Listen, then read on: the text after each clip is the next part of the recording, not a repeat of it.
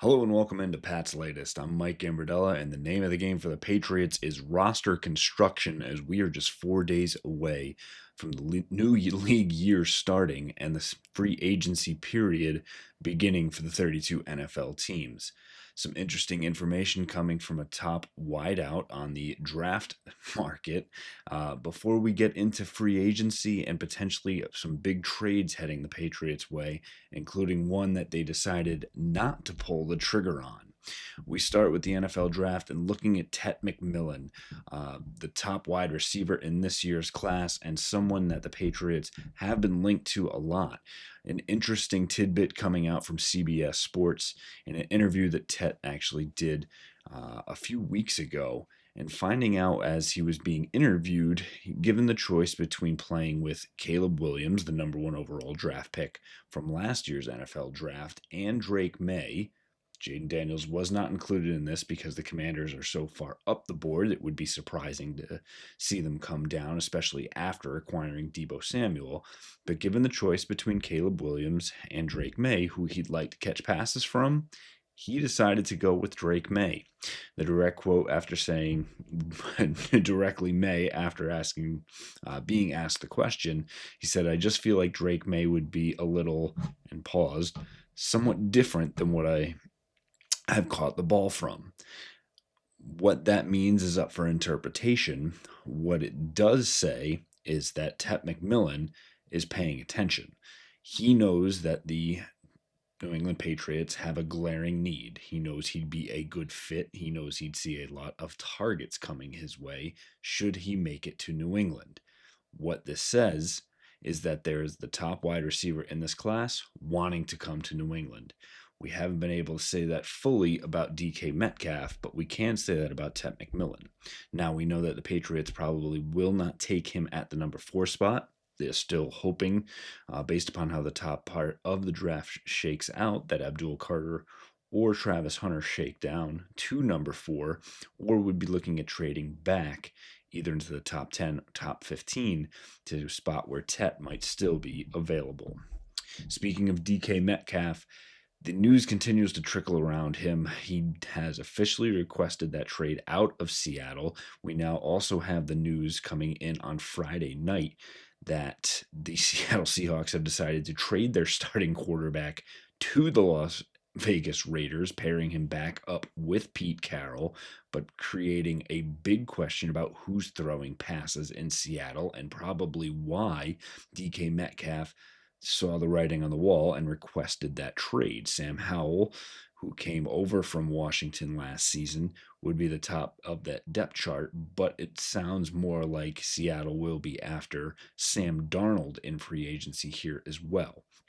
What this further means, however, is that DK Metcalf will indeed be on the move as he looks for a long-term contract. Obviously, New England can offer that to him. Obviously, DK has had the comments that New England is not a destination city or area.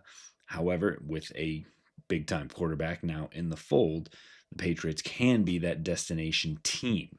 The surprising one was that on the Pat McAfee show on Friday, Daniel Jeremiah, one of the top draft experts, was quoted as saying everyone in the league, the NFL, thinks DK Metcalf is going to New England.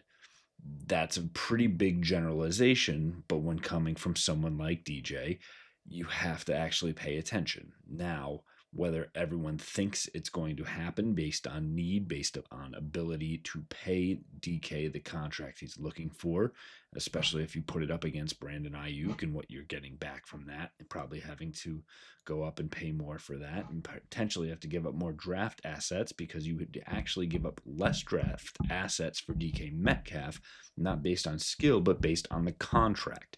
Because DK Metcalf does not have a long-term contract with Seattle, you have to give up less draft assets to get him, less leverage in that situation. Brandon Ayuk has the long-term contract, hence more leverage in that situation, and may have to give up more. At the end of the day, it does mean that DK Metcalf is still in play for the Patriots. It still is unlikely, as the Los Angeles Chargers probably do make more sense for DK Metcalf, but there are now the NFL pundits out there going on big time shows and saying this potentially could happen. Speaking of the Los Angeles Chargers, they earlier this week made the decision to cut ties with Joey Bosa, their dominating defensive end who's been with the Chargers for 9 years. A surprising cut. But there's been several of them. Now, Harold Landry, the top rusher for the Tennessee Titans, and yes, both of those players with Mike Vrabel ties, Ohio State and the Titans, respectively. And Evan Engram actually getting cut by Jacksonville, their new GM Gladstone making sweeping changes and opening up a lot of salary cap and allowing him to pick up the players that he wants for the scheme that he and Liam Cohen will be running, and several others out there too, many that we've already talked about. And please go back and check out our older episodes to find out exactly who the Patriots might be targeting. But looking at Bosa, Landry, and Engram, these are three big names, big producers who could find homes with the Patriots. Again, there will be a lot of clamoring for their services. They will be in high demand, and they will have the option to either take the highest offer from sheer dollars and cents side, or try and find a spot where they perhaps may have to take less to have a better shot at a Super Bowl, or try and find a middle ground of a team that is not quite guaranteed a playoff spot, but already in that mix. Again, the Patriots will have to do several things in free agency to show the rest of the league that they are ready to contend for the playoffs. But if you start adding names like Bosa, Landry, Engram, and others to the mix, that includes Drake May, that includes Mike Vrabel now as a head coach, that includes Josh McDaniels as an offensive coordinator, suddenly this team is looking very different, and suddenly other free agents are starting to take note. Again, Mike Vrabel and Elliott Wolf has said this will be built out through the trenches, so Landry and Bosa could start to tick some of those boxes, and with tight end playing along the line, could also fall there as well.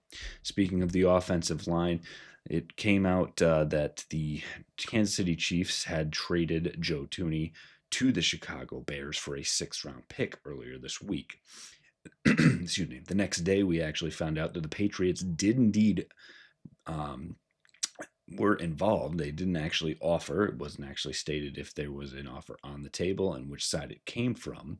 But the Pats did have something on the table where we believe that the Chiefs required or asked for a 4th-round pick to get Joe Thuney back on the Patriots. Now, this didn't happen, and it was a 6th-rounder that the Bears eventually settled on. Now, there's two ways to look at this.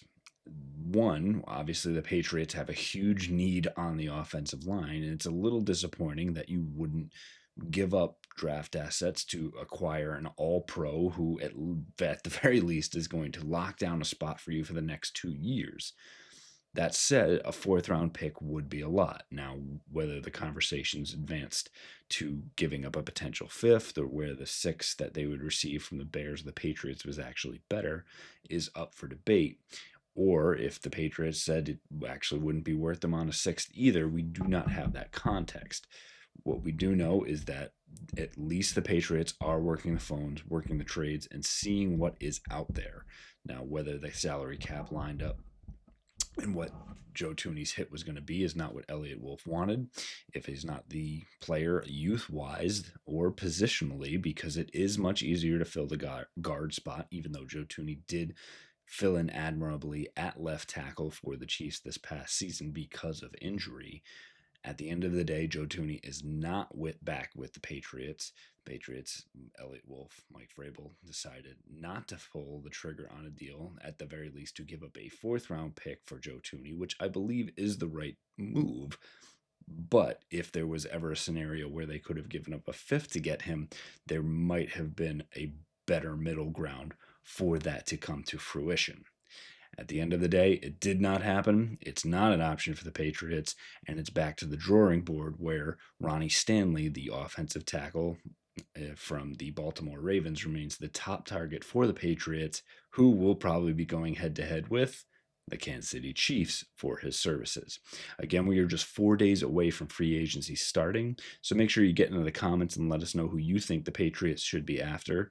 The latest report from Mike Reese, the ESPN reporter covering the Patriots on the beat, said don't be surprised if this is like a few years ago where the Patriots signed 7 players on day one. So get ready, mark down the 12th on your calendar. There'll be plenty for us to break down and talk about the next day as well. So go back and check out the previous episodes of Pat's Latest. Hit subscribe for our channel to get the latest notifications on the newest episodes heading your way as we break down everything happening in New England for your New England Patriots. Fight on, Foxborough.